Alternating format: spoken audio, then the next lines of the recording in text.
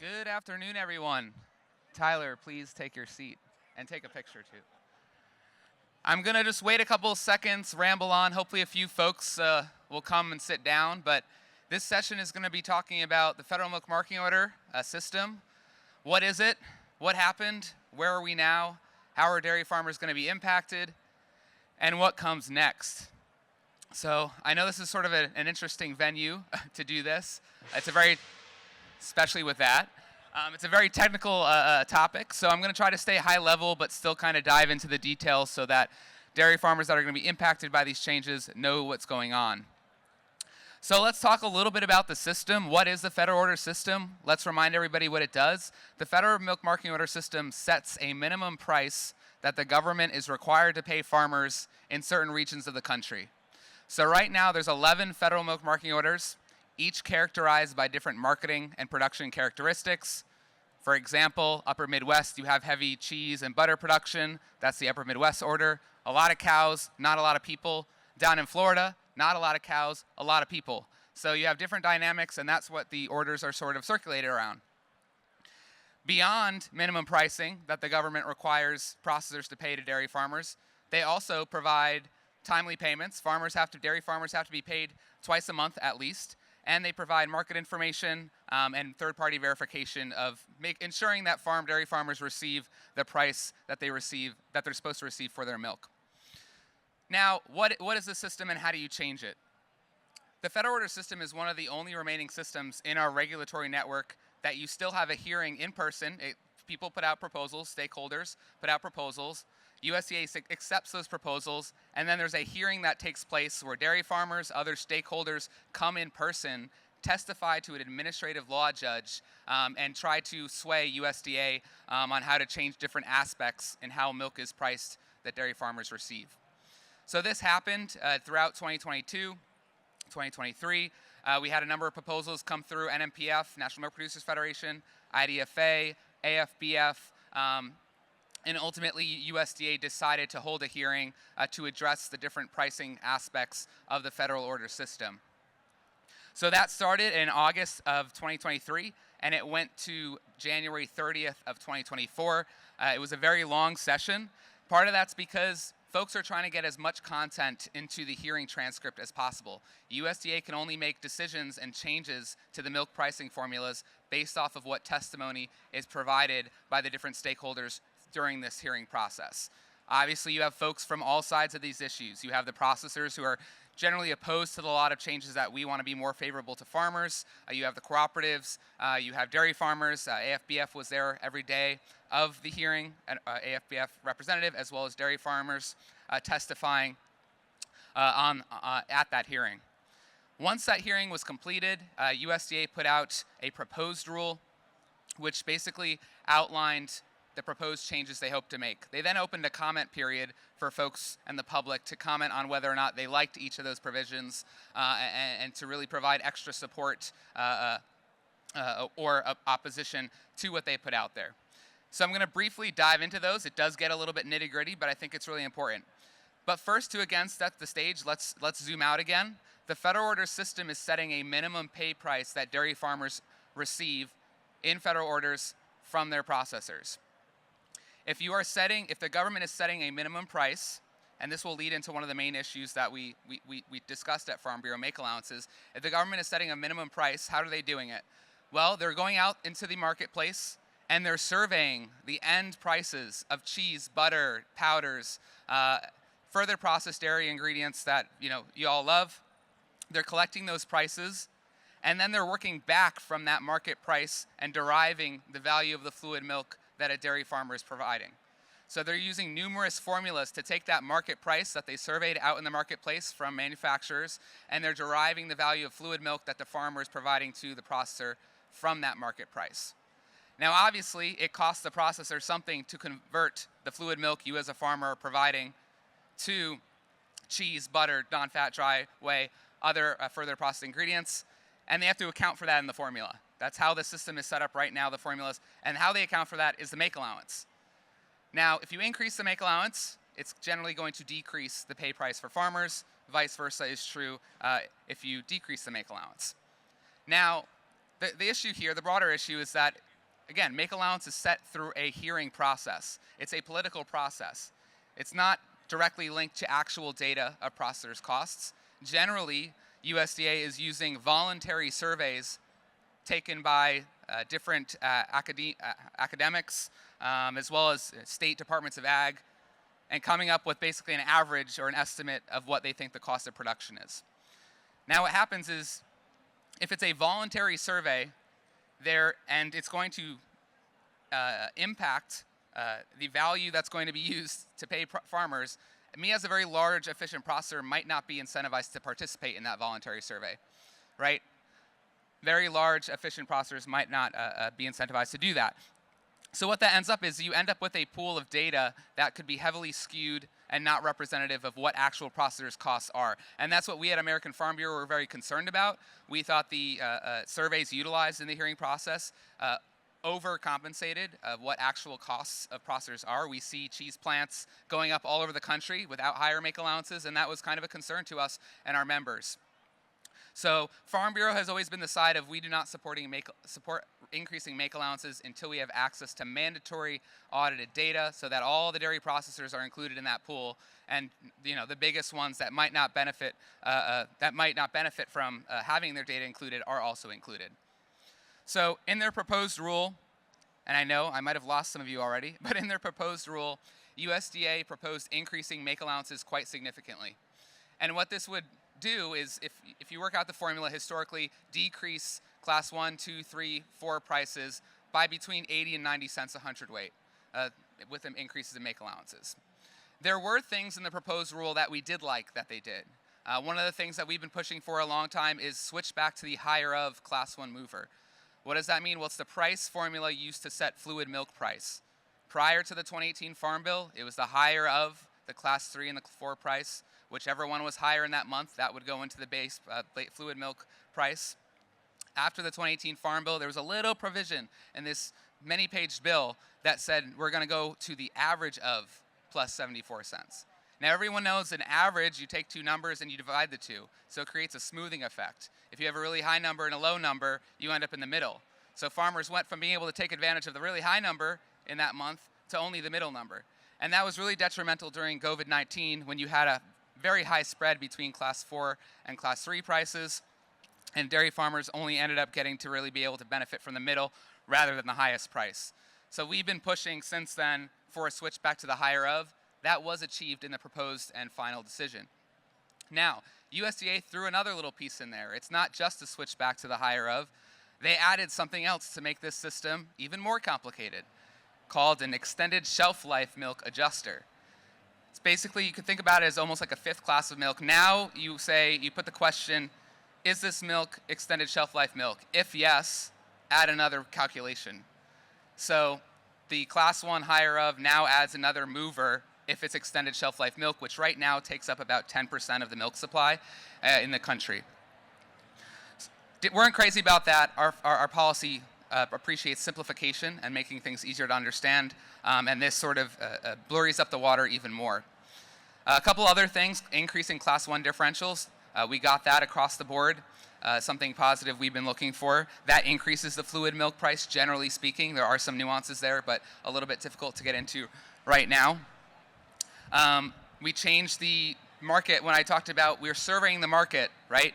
And then taking that price and then deriving the value of fluid milk from it.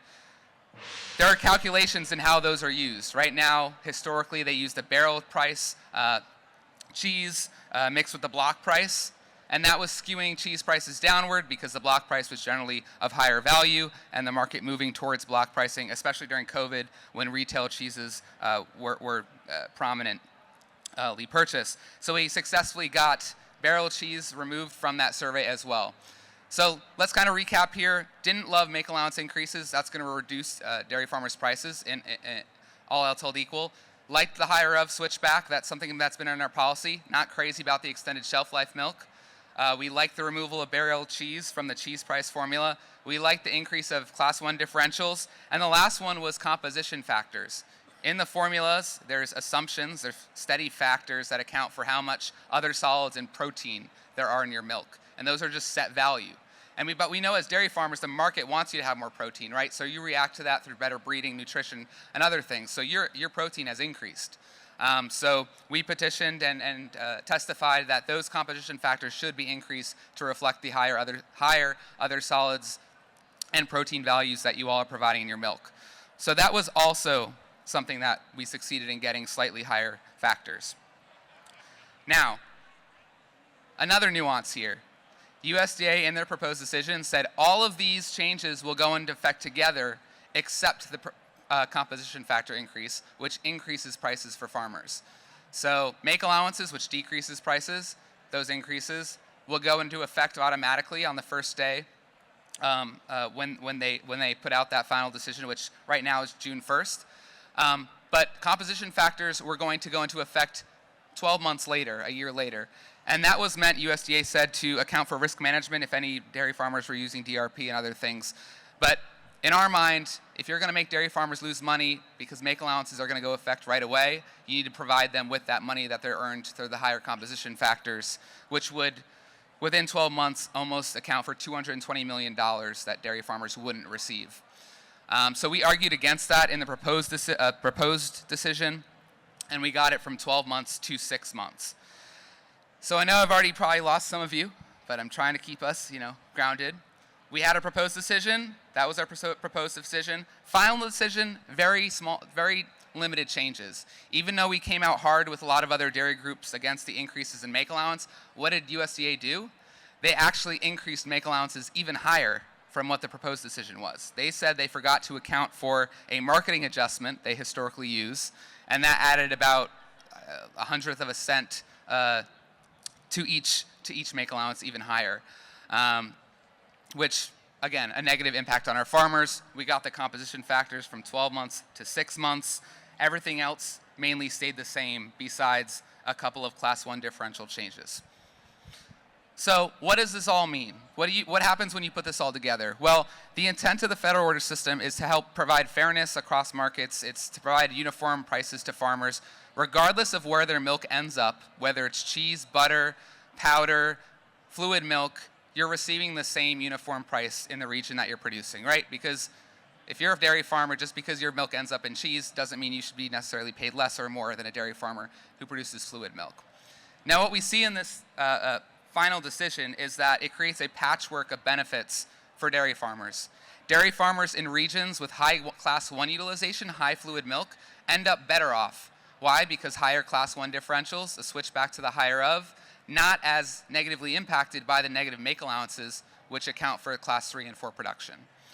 So when we do this order by order, you have the Southeast order, Florida order, Northeast, Appalachian order. Those all end up pretty better off in this final decision compared to the previous decision, the existing formulas. Now, if you're in the upper Midwest, Wisconsin, Minnesota, if you're in California, the Southwest order, and even the Central order, you end up worse off under this rule than before, all else held equal. Those higher make allowances are going to eat away at any of the other benefits that the things we really liked in the rule had for dairy farmers. So, I think it was, if I compared 1 year with this new decision versus the old formulas, the upper Midwest order would be out about $100 million a year in pool value. So concerned about the future impacts that these higher make allowances will have on our dairy farmers. And that's why you might ask, well, what's next? So USDA put out the final decision January 15th. After the vote, there was a referendum held in each order. Dairy farmers and cooperatives voted on whether to approve or disapprove of an order. Now, there's a couple of important nuances here. Cooperatives can block vote on behalf of their members. So if you were a member of a co-op, you necessarily didn't have an option to vote in the referendum. So in a lot of places, they voted on behalf of their members.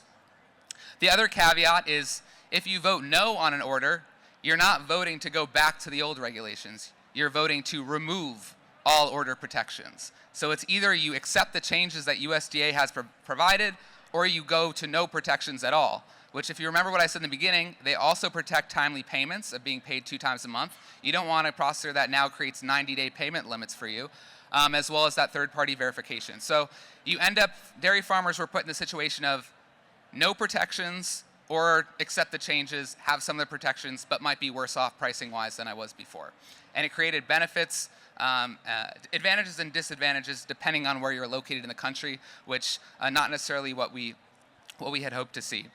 So those will go into effect starting June 1st, except for the composition factors, which will wait another 6 months, go into effect December 1st. So that's when you'll start to see some of those changes impacting your milk checks.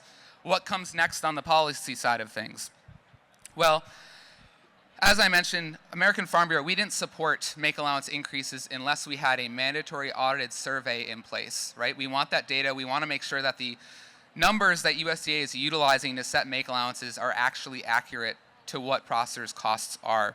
And we have been trying with others in the industry for a while to get legislation that authorizes this. USDA says we need legislation that authorizes them to run a survey and collect this data. So we currently have language that we're working on getting into either a next farm bill or individually with NMPF, IDFA to authorize that survey and then hopefully get that data. For then, we have to hold another hearing to update make allowances based on that information. So that's one of our primary priorities right now in the federal order system. We're also looking at opportunities to modernize milk checks. Right now, there's often confusion between one farmer who might be in one county over between looking at their milk checks and not really knowing where this number comes from. Sometimes processors might use some weird gymnastics in the market adjustment or producer price differential on your milk check, and you'd be like, I have no idea where this came from. So we're trying to work with other stakeholders to come up with a more streamlined approach to milk checks so that when farmers look at their milk check, they know where each of these numbers come from, they know what the minimum regulated price is, and they can compare and contrast the two. So that's sort of the federal order update where we stand. We had some wins that, American Farm Bureau had been vocal about every step of the way. We're disappointed in the make allowance increases and how that's going to negatively impact dairy farmers, especially in our high class 3 and 4 utilization regions like the upper Midwest, Southwest, California, and even into the central order. I will briefly touch on, we're also continuing to work on other topics in dairy. We have an administration change, so there might be an opportunity to dive into some of the nutrition issues, including the Whole Milk for Healthy Kids Act, which was blocked under the previous Senate, but now we might have an opportunity with Bozeman and Senator Klobuchar to renew that and bring that back. So that's a possible positive development. We are also still waiting on a final guidance from FDA on the labeling of plant-based alternatives as dairy that we commented on last year and might still be a few months to even a year until we get more data on that. And then also working on enhancing dairy margin coverage and those protections in the next Farm Bill. So I know this is a very technical topic, so I do want to leave a couple of minutes for questions. I have about 7 minutes left if there are any questions. And again, if you got lost anywhere there, I'm Danny Munch. I'm an AFBF economist. We have our chief economist, Roger Cryan, who's also a dairy guy. Come find one of us after, and we're happy to talk about dairy. We have our market intel service on AFBF's website, fb.org/marketintel. We have analyses that go through all these changes, how they're going to impact each of your regions, free available to our members. We really like to highlight that those resources are available to you all. But we do really want to thank all of our dairy farmers who, some of them are in the audience here, who were active in that, our federal order efforts into getting some of the changes we wanted. We know we didn't end up where we wanted to be on every change, but it's important that we had a voice there, even though USDA didn't listen to us for everything. So with that, I'll open it to any questions. I know there's a mic up here, but feel free.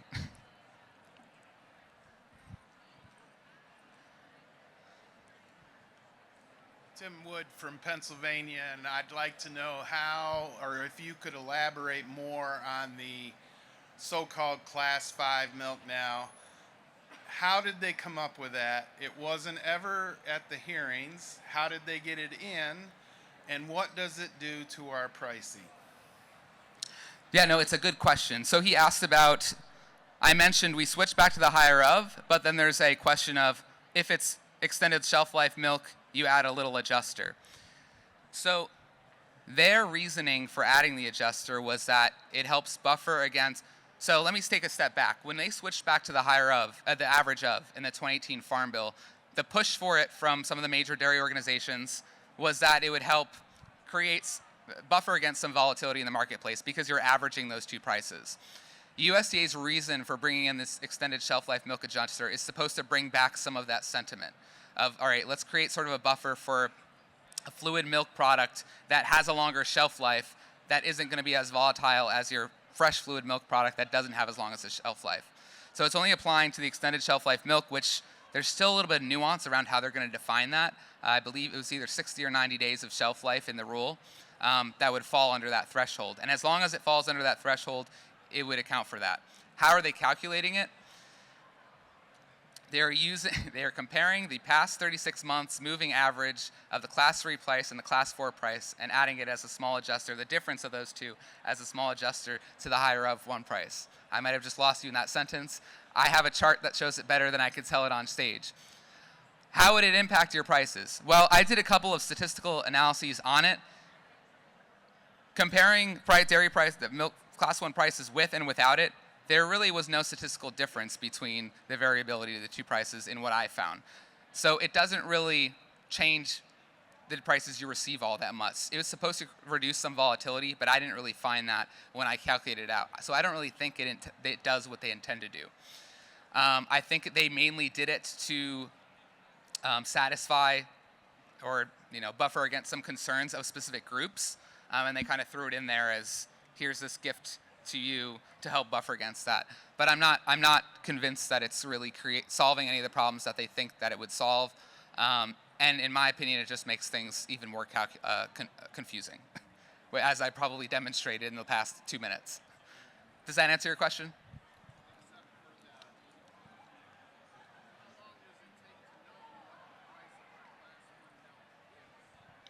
So they're going to use a historical 36-month moving average. So each month they're going to go back and look at that 36-month, and I can, if I come find you after, I can show you that they have an Excel sheet on their website of how it would be calculated and what that would look like. In some months, in some months it would increase in class 1 prices by up to $1. In some other, it would decrease it by up to 70 cents, a hundredweight in the 3-year period that I looked at. But it's basically just going back the 36 months, taking that difference, and then applying an adjuster. So as soon as that new month comes, they're going to apply it to the new 36 months.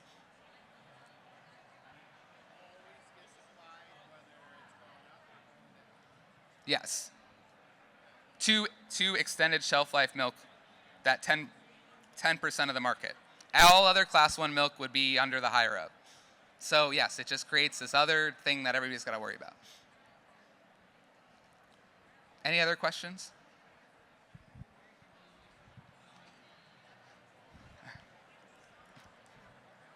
You did a nice job. Not looking for applause yet.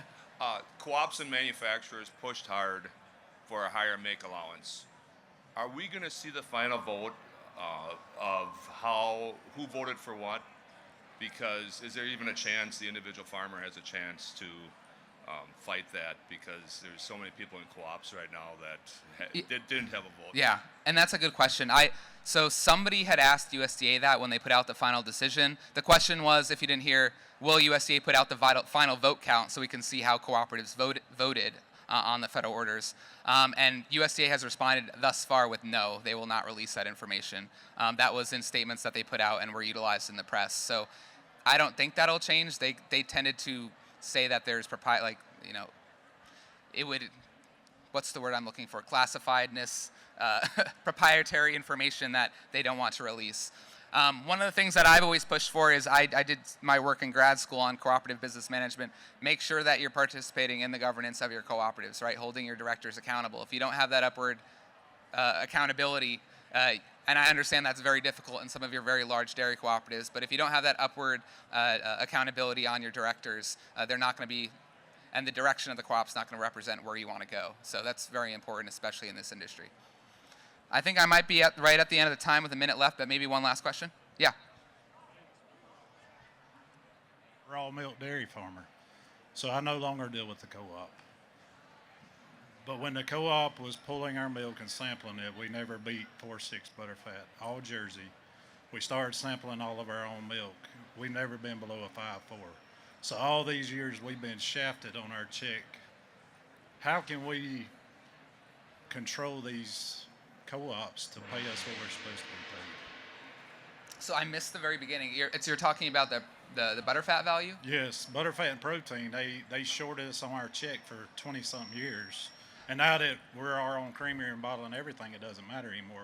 But I look at these other farmers and know if they're not testing their own milk, they have no clue. Right. They're counting on the co-op. Yeah, so I'll kind of answer that two-pronged. On one end, part of the federal order system, if you're in the federal order, remember that we do dairy farmers outside of federal orders, but if you're in the federal order, USDA provides third-party verification services. So they're supposed to be testing your milk and ensuring that, I mean, you have the tests of those different components in your milk and that you're being paid for adequately. Now, the other caveat here is that in the eyes of the government, a cooperative is viewed as a producer. So cooperatives have flexibilities that individual private processors, proprietary processors, don't have. Cooperatives can pay less than the minimum or regulated price. So that's probably what you're getting at, is they can basically, reserve some money from the milk check for business purposes as directed by the management of the cooperative to a certain extent, because it's considered being paid to the cooperative as a dairy producer.